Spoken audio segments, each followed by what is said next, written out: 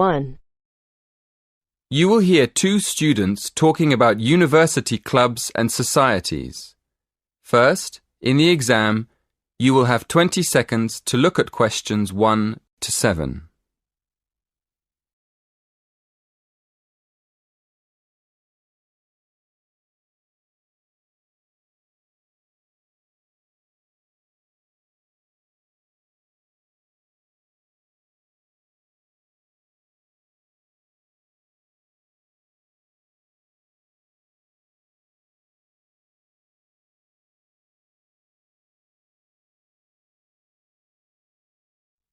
Listen carefully and answer questions 1 to 7.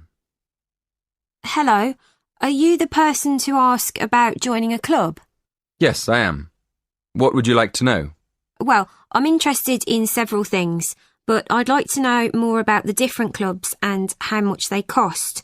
I'm looking for a small club that's not too expensive. OK. Have a look at this table. You can see the names of the clubs, the fees, and the number of members.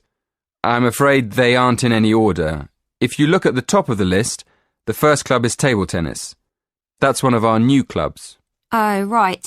So the table tennis club costs £20. That's quite expensive.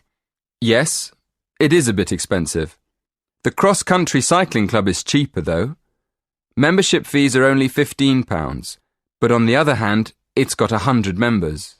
The film and drama club costs a lot, doesn't it? Yes, £50 is a lot, and that's probably why it only has 12 members. Is there any other club you think looks interesting? Look at the next one, street dance.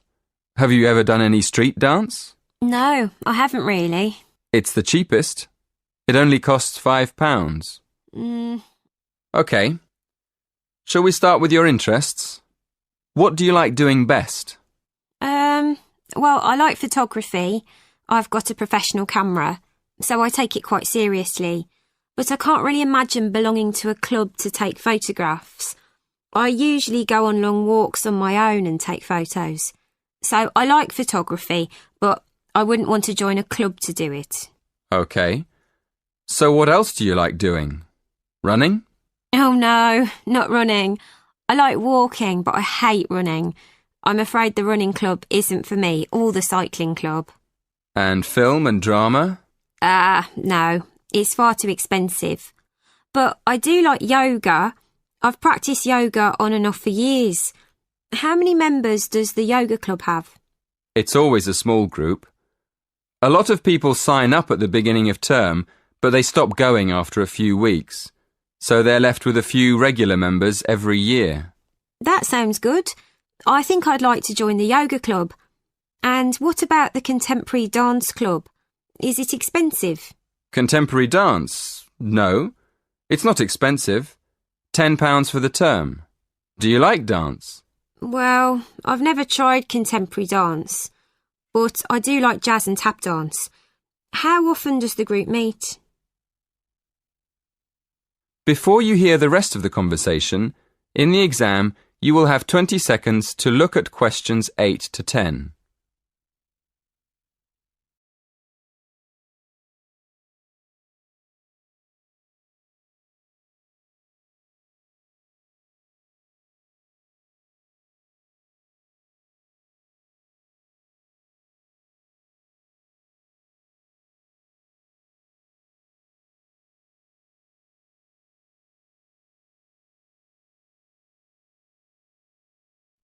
Listen and answer questions 8 to 10.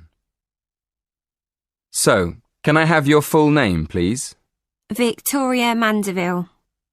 Mandavil? No. Mandeville.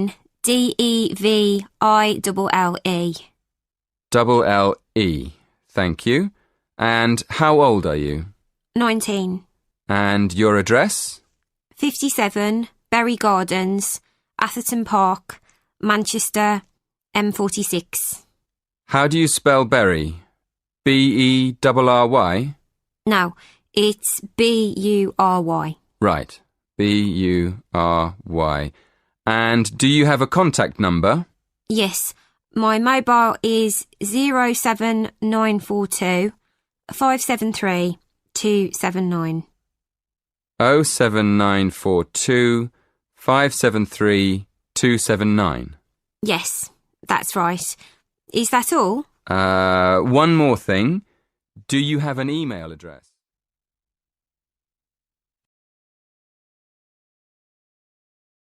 That is the end of part 1. You now have half a minute to check your answers.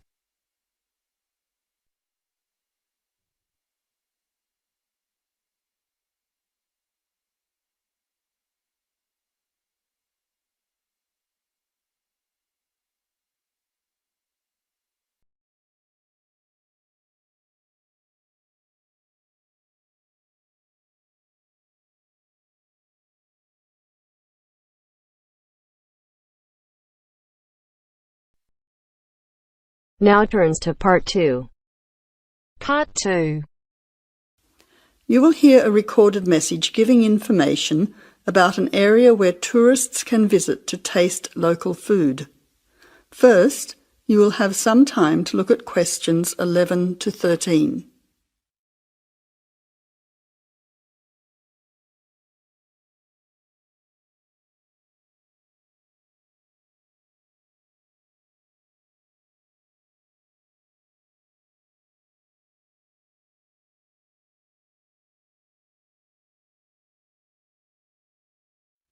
Now listen carefully to the first part of the message and answer questions 11 to 13. Welcome to the tourist information line for the Valley Food Trail. Here you will find many local food products for you to sample and buy. It is possible for you to spend as much or as little time as you want, but I suggest that you allow a full day for touring this area. Of course, there are many half-day tours available for those of you short on time. Now, it's quite a large area and stretches from Brookville to Ford Hill. For those of you unfamiliar with the area, that means that it is 10 kilometres to 35 kilometres from the city centre, or by car 15 minutes to the closest point, continuing to 55 minutes at its furthest point from the CBD. Of course, apart from food, there are many other places of interest in this area, including cafes and restaurants and galleries and studios. But I wouldn't recommend you go here to see parks and gardens. The other information lines will give you specific information related to these particular attractions. Before the final part of the message, you now have 20 seconds to look at questions 14 to 20.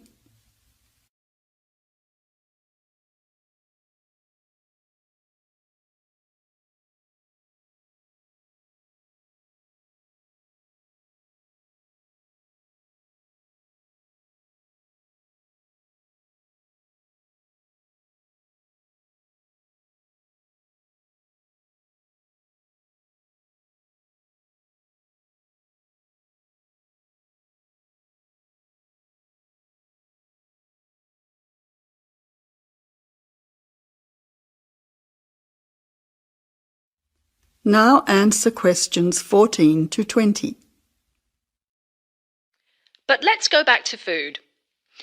If we begin in Brookville and head north towards Upper Valley in a clockwise direction, passing West Valley on West Road, we cross over Coast Road to come to our first place of interest, Magic Coffee. This is not to be confused with the Coffee House, situated opposite on the other side of the valley on the railway line. Magic Coffee is next to the Chocolate Company, which is on the corner. Just past the ice cream shop on the corner of John Street is the fresh produce shop. A little further north we have reached Ford Hill, where we can start our drive southwards along Great Northern Highway following the railway line. First we come to the organic market near the corner of Memorial Avenue, and then to Olive Farm opposite Olive Road. Just before we come to the next street crossing, we see the Honey Pot, which is practically opposite the coffee house. There is another chocolate company which sells nougat as well, just nearby. Following the railway line along Great Northern Highway, we return back to Brookville. Now, as I have said previously, if you only have a few hours to spare, there are several places that you shouldn't miss. The two chocolate places make equally nice chocolate, but the factory has the added bonus of nougat, unlike the company. Of course, everyone loves ice cream, especially unusual flavours such as coffee and nougat, so the ice creamery is definitely worth a visit. And while the coffee house sells expertly made hot drinks, including hot chocolate, I think your time would be better spent sampling the many products on offer at the organic market. Well, I hope you enjoy your time visiting the Valley Food Trail and enjoy all the wonderful local foods on offer.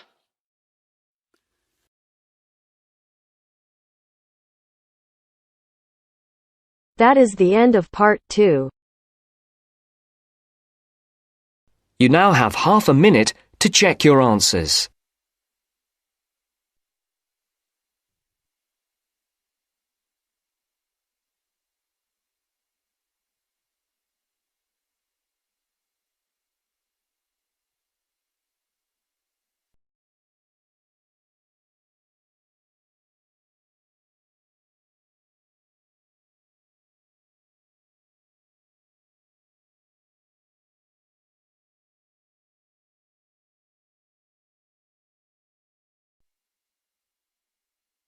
Now turns to part 3.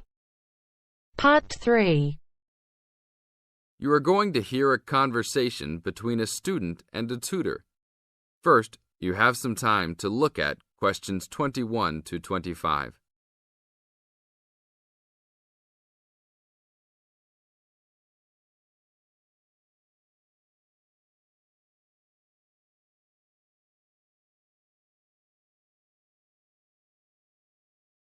Now listen to the tape and answer questions 21 to 25. Hi, Brad. I was wondering if you have time to answer some of my questions about my upcoming test. Sure, no problem, Jeff. What is it that you're having problems on? Well, it's for my English final. We have to prepare a 5-minute speech to present in front of the whole class, including the professor, so I'm a little bit worried. Is there any specific topic, or can you do it on whatever you want? It has to have something to do with the origins of English literature. I'm thinking of doing it on Shakespeare, but I bet many other students will have the same idea. That's fine. Don't worry if others are doing the same thing. As long as you do a good job, that's all that counts. A good professor will grade all students fairly. You really think so? I suppose Shakespeare is the most famous author, so it should be fine. Besides, Shakespeare has so many works. You only have to choose a couple of them and talk about those. I guess you're right. Do you have any advice about how to prepare a speech? First, you need to select your topic. Have you done this yet? Yes, I have lots of information on Shakespeare. Good. Next, you should do a research on a specific topic. Do you have a deadline for which to turn in your speech topic? The deadline is next Tuesday. So you should have a detailed outline of what you will say by then. Do not just turn in a piece of paper saying Shakespeare on it. That will not give your professor any idea as to what you will be talking about. OK, so you think I should write out an outline of my speech? Of course! Writing your speech out in outline form is essential. No one could give a speech from scratch. Even the president must refer to his outline when giving a speech. An outline will give you a good structure to base your speech on. Now look at questions 26 to 30.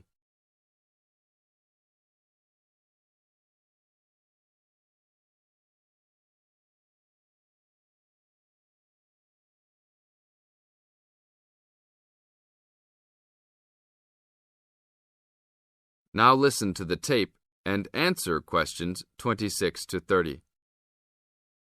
That's true.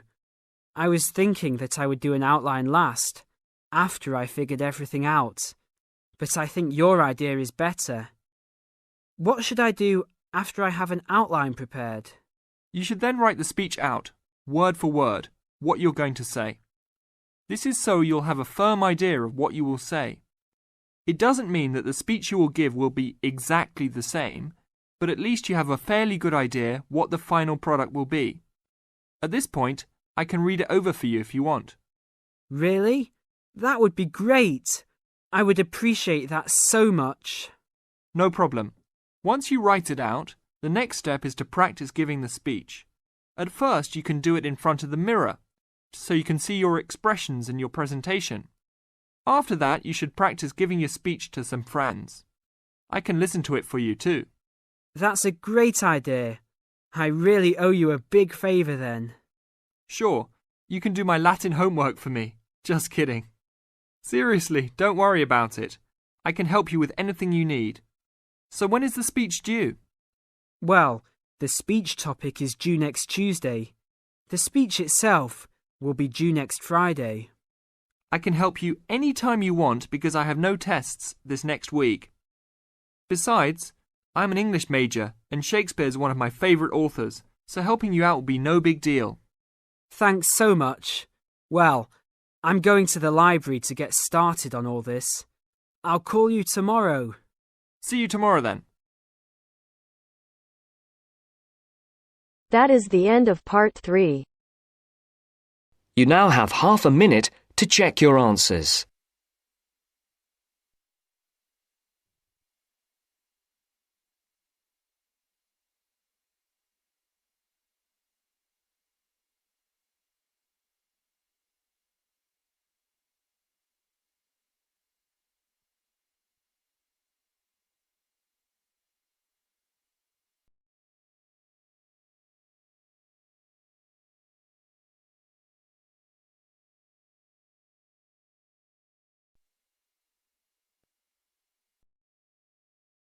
Now turns to part 4. Part 4. You will hear part of a lecture on the current and future use of mobile phones. You now have 30 seconds to read questions 31 to 35.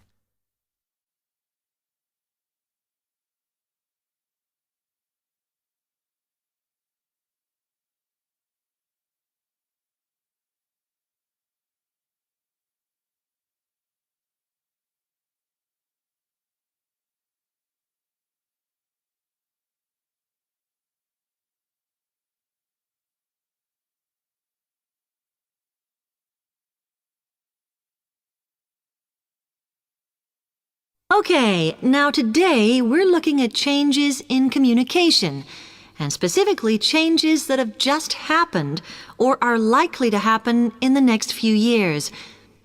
Key to this is the mobile phone, which is increasingly being seen as an all-purpose system rather than just a phone. If you only use your phone for texting and making calls now, you will be amazed at how you'll be using it in the future.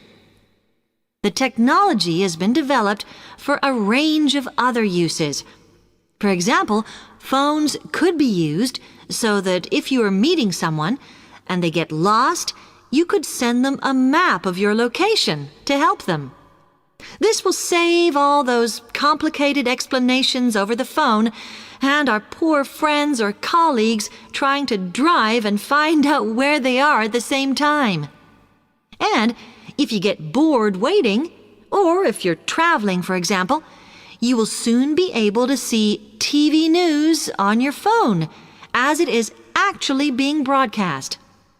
This means that you won't have to miss any of your favorites if you were away for a few days. Most people have got used to texting now, and young people send pictures to each other.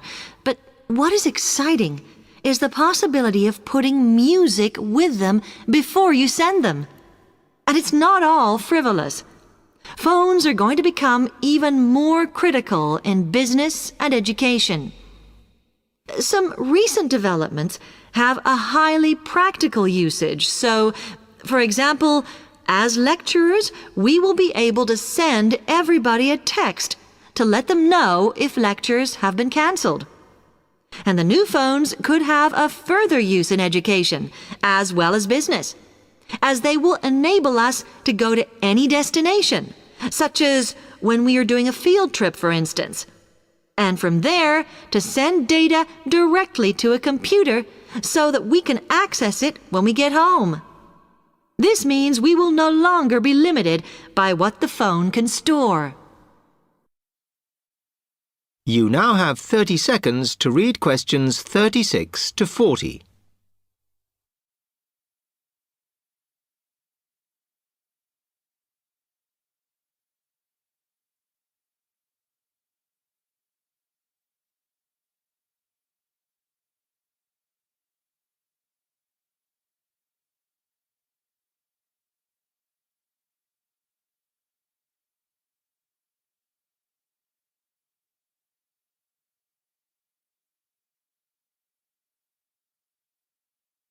And it's interesting to look at the different ways that men and women use phones now, as that does affect how the technology will develop.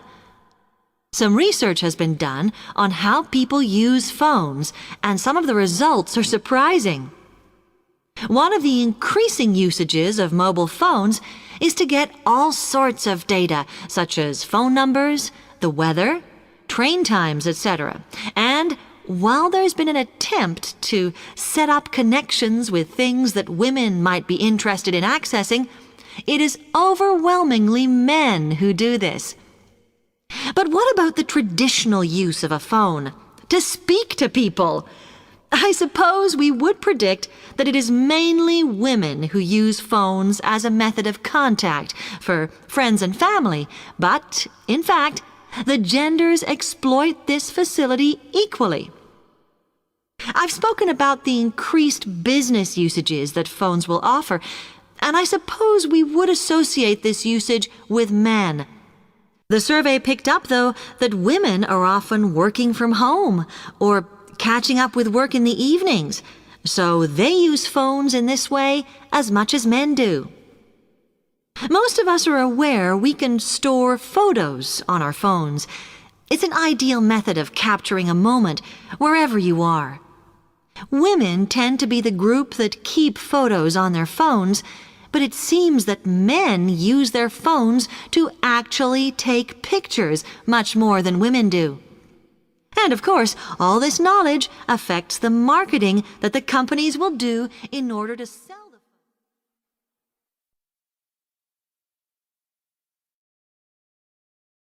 That is the end of part 4.